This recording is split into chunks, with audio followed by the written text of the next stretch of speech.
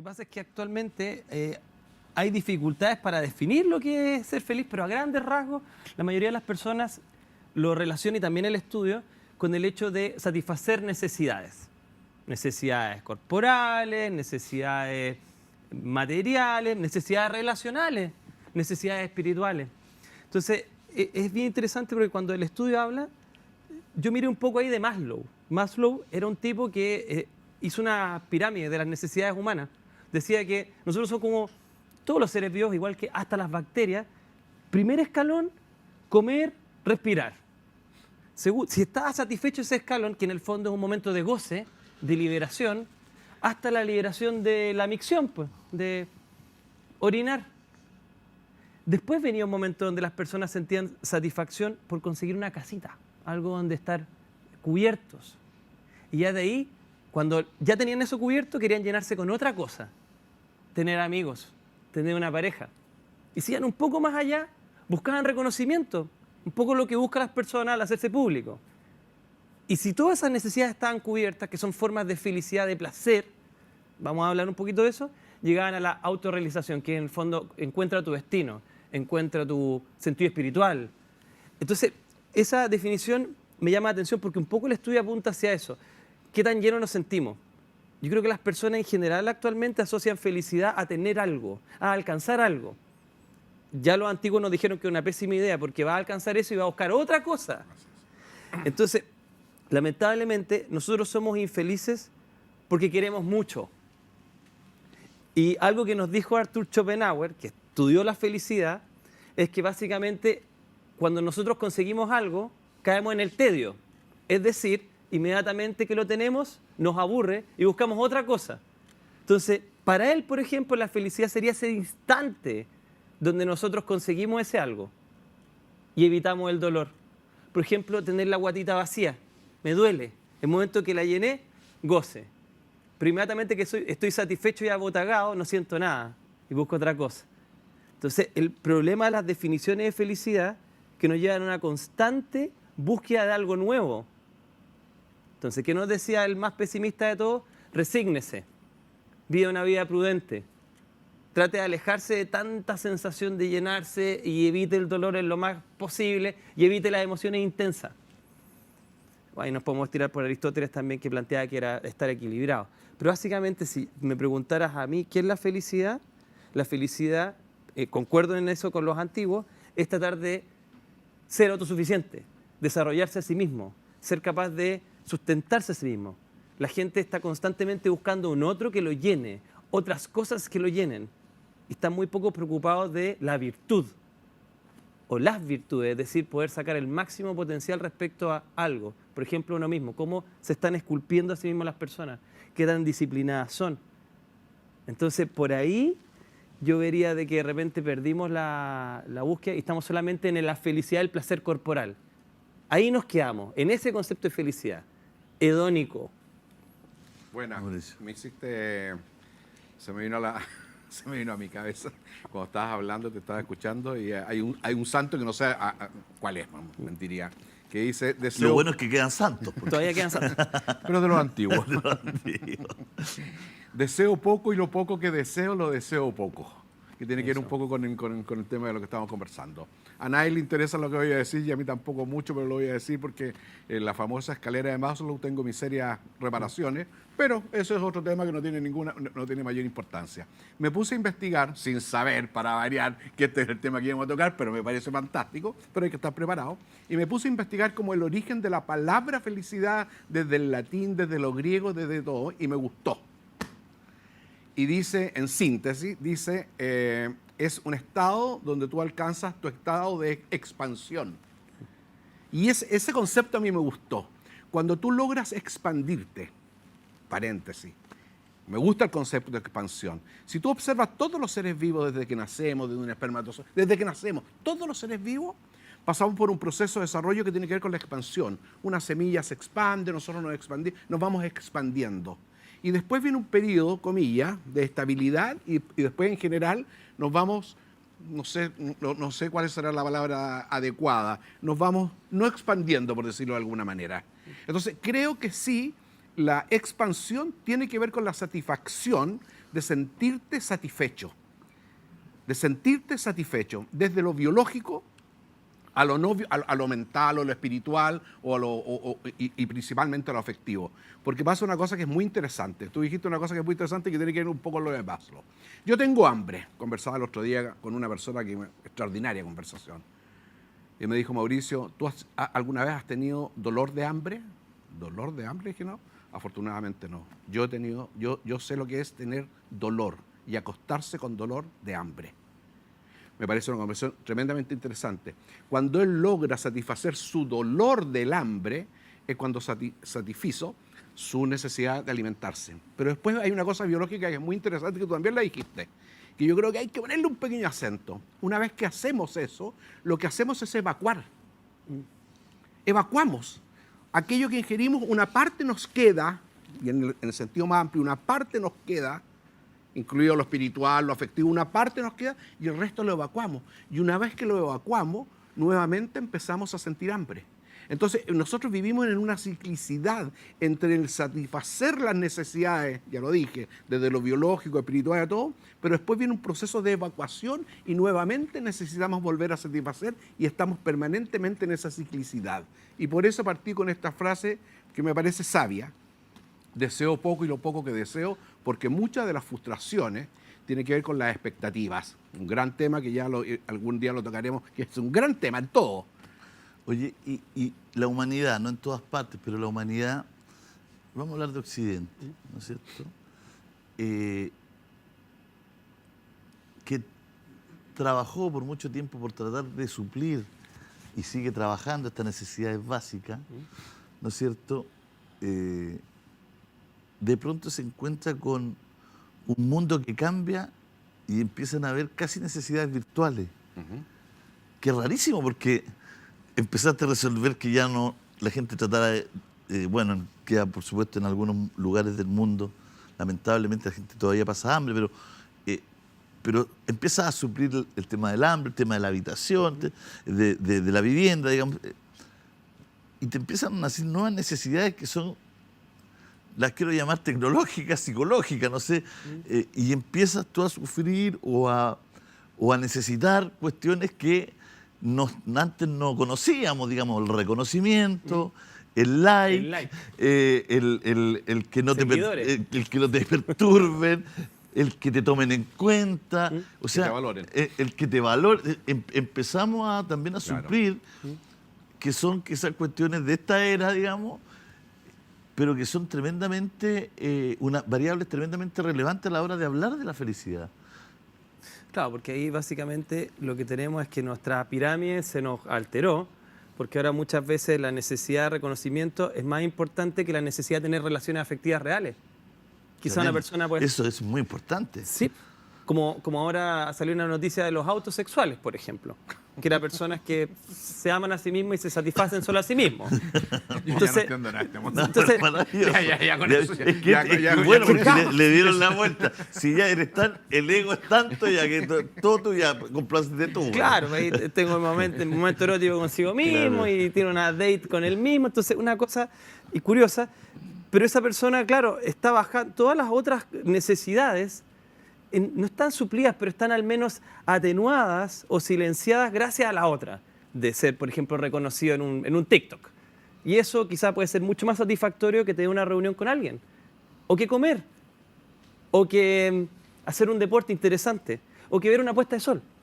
Entonces, sí estamos transformando en una sociedad que no puede eliminar sus necesidades básicas, pero sí las puede atenuar. Y aquí viene lo curioso para mí, no sé si fue inventado o no, permítanme ser un poquito gorrito de la conspiración, hasta qué punto la escasez que vamos a empezar a tener es tan grande que no sé si es la solución o parte del plan empezar a desviar la atención. Acuérdense un poco, a mí años atrás yo hacía magia, y una de las leyes, por ejemplo, de Ascanio, que era un gran mago, es la que se llama misdirection, la misdirección. ¿Se han fijado que los magos normalmente, los antiguos, tenían una serie de modelos y estaba este hombre bien de etiqueta, digamos, bien terneado, y estaban todos estos modelos alrededor como en las cuestiones de boxeo? Claro. ¿Saben por qué era? Para distraer. Distraer la atención. Lógico. Entonces, mi truco tenía mucho menos importancia, ese paso forzado, eso que tenía que hacer, porque estaba mirando por otro lado. Claro. Entonces, si bien la realidad es la misma, donde atiende es diferente y eso me permite una ventaja. Entonces, ¿hasta qué punto las necesidades humanas van a seguir siendo las mismas? Van a necesitar defecar, comer, relacionarse, tener abrazos, tener un trabajo, tener vivienda. Pero, dado que el mundo está tan escaso en todas esas cosas, se acabaron los retiros, se acabó el agua, se acabó la comida, porque también hay problemas graves de comida ahora, quizás nos metemos unas cajitas llamadas internet, virtual, lo que sea, y por lo menos tengo una anestesia. Es decir, igual me van a tener que hacer ahí el corte en la manito, pero por lo menos es con un anestésico, entonces duele menos, porque estoy preocupado de otra cosa. Entonces creo que hay un misdirection acá también. No sé si, insisto, parte de la necesidad como una solución o como parte del plan, pero de alguna manera se está desviando la atención a las necesidades humanas que son intrínsecas. ¿Por qué son intrínsecas? Porque ¿Y el son modelo... presa más fácil ahí los que evaden? Claro, pues igual piensa. Esa personalidad evasiva, puta, le cae como anillo al dedo. Es que hay algo muy bonito de Huxley. ¿Se acuerda de Huxley cuando hablaba del mundo feliz y la pastilla Soma? Que una pastilla que te hacía feliz y no jodí por nada. Y la sociedad era súper buena porque todo lo que te podían entregar de placer te lo daban a borbotones a cambio de que tú no protestaras respecto a la sociedad que estabas viendo, que era súper clasista y jodísima en muchos aspectos. Entonces yo tengo dos preguntas ahí. Una es la que dice Julio. ¿Hasta qué punto somos una sociedad de adictos? Piensa que las ciudades, igual como tú mencionabas, consumen, comen incesantemente. Las personas también comen internet, comen comida, comen sustancias. Entonces, ¿hasta qué punto somos una sociedad adicta para evadir problemas que estamos viviendo que no tenemos solución como sociedad? Y viene un segundo tema. ¿Nunca les ha llamado la atención? Todos los gobiernos, este también lo va a hacer, y todos los gobiernos del mundo hablan en contra de las drogas, ¿cierto? Distintas drogas han sido utilizadas en época, el opio, la coca, la que ustedes quieran. La de siempre. Desde siempre. Pero la pregunta es, si todos entendemos cuál es el problema, ¿por qué no lo erradicamos? ¿Sabe por qué no lo erradicamos? Porque también es parte de la solución. Es necesario tener personas adictas, porque son personas dóciles. Esclavas. Esclavas. Entonces, como planteaba Huxley, con una pastillita o con una camarita, tú jodes menos. Y si jodes menos, no vas a darte cuenta en la prisión en la que estás viviendo, porque todo adicto vive en una prisión, pero quiere escapar de esa prisión a través de la mente. Entonces, la pregunta sería, ¿podemos ser felices en esta prisión? ¿Dónde estamos viviendo? Mira, siempre me gusta, y cada vez que vengo para acá, Julio César, Sergio y la gente que nos ve, mi máximo esfuerzo es tratar de hablarle a la gente común y corriente los temas más simples. Pero hay temas que son un poquito complicados y lo quiero explicar en lo más simple posible. Nosotros hemos usado varias palabras, pero me gustaría profundizar en una. Nosotros estamos hablando de las necesidades de Maslow, tenemos necesidad de evacuar, tenemos necesidad de esto. Yo un día me pregunté qué es una necesidad. Es simple, es algo que me falta. Es algo que me falta, que puede ser ficticio o real. Un tema también yo considero interesante. Síntesis, para mí, toda necesidad es un vacío. Tengo vacío el estómago, tengo vacío los pulmones, tengo vacíos y junto cuando los tengo vacíos necesito satisfacer algo. Y ahí empieza a surgir un poquito filosófico, que ahora termino porque no quiero aburrir a nadie, y digo, es que nosotros los seres humanos no hemos reflexionado filosóficamente la importancia del vacío. Y yo creo sinceramente que gran parte de esto que estamos hablando, que es el tema de fondo, entre otras cosas, el tema de la felicidad, es que hay una sensación de un vacío que estamos teniendo profundo y porque estamos intentando seguramente satisfacerlo de distintas maneras, con tecnología, con esto, con sexo, con droga, pero ese vacío es un vacío, voy a usar una palabra que se me acaba de ocurrir, indomable. No se deja engañar ni se deja satisfacer por cualquier cosa, porque es un vacío. Y esto me surge, termino, no quiero latear, y esto me surge de una cosa cuando empiezo a estudiar astronomía, y sobre todo de la física cuántica que la recomiendo. Cuando descubren que el universo, no más de un 30% es materia, hecha por partículas, y un 70% de este universo es vacío. Y lo que están los grandes descubrimientos hoy día es que este vacío no es un vacío que no haga nada, no es un vacío pasivo, es un vacío que demanda y que atrae estrellas y que tiene que ver con la conformación. Y dije, te dije yo, nosotros somos estructura, somos materia, pero también somos vacío. Y aprender a reflexionar y saber satisfacer estos vacíos es parte fundamental en este camino de la felicidad.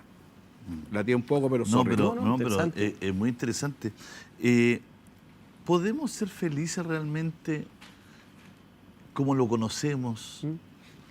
¿O lo confundimos con la alegría, con el entusiasmo? Quizá la felicidad tiene que ver más con el equilibrio, la paz, y menos con la algarabía o esos momentos de éxtasis. Quizás por eso las drogas son tan llamativas, te llevan a lugares que en estado normal No. no habitas, digamos, y te llevan a lugares especiales, particulares, y algunos que han pegado ahí, digamos, otros son capaces de solamente probar y volver y seguir su vida normal. Entonces, me llama mucho la atención porque a veces confundimos mucho más ese nivel de entusiasmo, de alegría momentánea. Lo digo porque los más jóvenes, sobre todo, a través de la tecnología, están siendo bombardeados por lo que ellos quieren ver. Porque se supone que es su estado más alegre, más feliz, más entusiasta, ¿no? Entonces, tú vas liberando biológicamente, me imagino, y te va gustando y te van tirando automáticamente imágenes, videos. Entonces estás en un loop permanente claro, que debe ser muy raro después apagar eso. Obvio. Pongo por caso un teléfono y entrar a una paz, una tranquilidad, aquí mismo. Cualquier cabro que se somete a 5 minutos de un TikTok, no sé, y de repente para esto y puede quedar acá en un estado de silencio. Por ejemplo, yo veo, no voy a decir a quién, pero veo gente menor que no puede estar en silencio. No puede. Es que es loquísimo. Empieza, pongamos música, veamos esta cuestión. Hagamos algo. Hagamos algo. Hagamos algo. Es que es impresionante, Sergio. ¿Cómo no vamos a hacer nada? Es demasiado. Hay un tema ahí que el autor coreano, este surcoreano Han, plantea el exceso de lo positivo. Todo el exceso es malo y el exceso de positivo es el hecho de siempre estar activo, energético, productivo, entretenido. Y plantea de que ese es el sino de la sociedad occidental. Entonces tiene toda la razón. Tienen que estar constantemente entretenidos, constantemente excitados en cierta manera. Porque lo opuesto a la Para excitación es un estado de reposo. Un estado de, si se quiere, de vacío. Como tú me planteaste, indomable, una palabra muy interesante.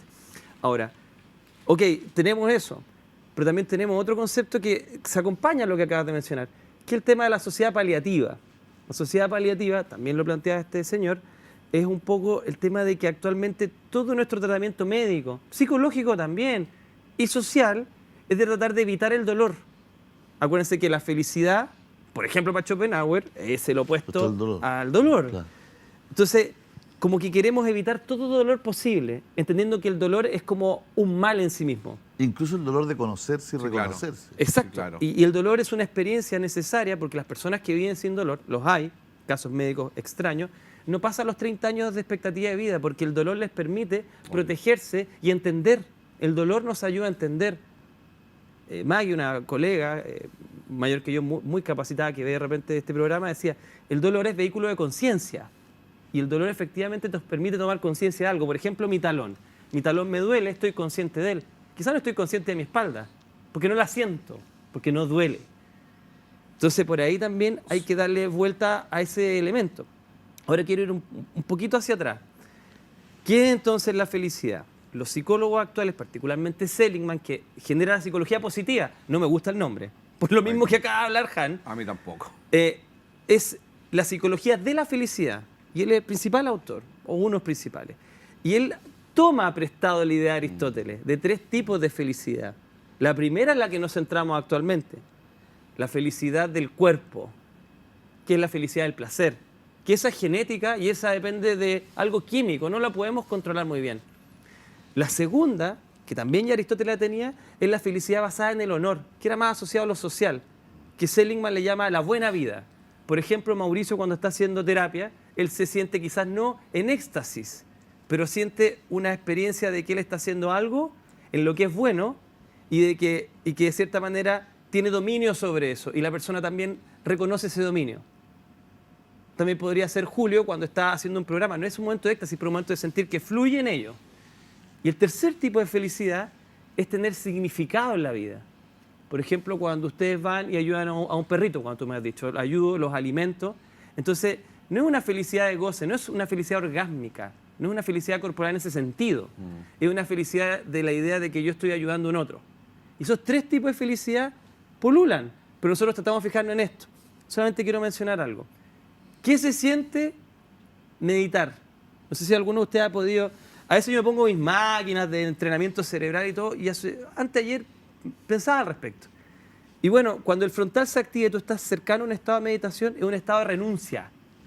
No siento rabia, no siento pena, no siento aferrarme a nada. Sencillamente estoy contemplando esta imagen sin tener ningún tipo de apreciación emocional al respecto. Y creo que ese es el momento de paz. Poder contemplar esta situación sin tener ningún tipo de experiencia emocional al respecto. Yo creo que cuando Sergio habla tantas cosas que a mí me parece súper interesante, yo lo converso con la gente realmente en la calle y le digo, yo aprendo mucho de Sergio, pero es que Sergio es una biblioteca que sabe todo, es un Google, le digo, y tira tantas cosas que digo, de esto voy a responder. Y al final quizás me esparcí mucho. Es una mezcla entre Google y el Doctor Milagro. No. Es una mezcla entre Google y el Doctor Milagro. Pero agradecerlo, porque son tantos temas. Mira, y todos los temas y todas las cosas se pueden mirar desde distintos puntos de vista. Si uno mira un poco la historia, siempre hablo de la historia porque me parece que la historia nos trae el presente, Sí, al menos. nos ayuda a entender al menos. Nos ayuda a entender, no puedo entender el presente si no entiendo la historia y me parece soberbio y prepotente todos los que creen que la historia partió hoy día. Eso me parece de una soberbia infinita. Pero dicho eso, quiero decir lo siguiente.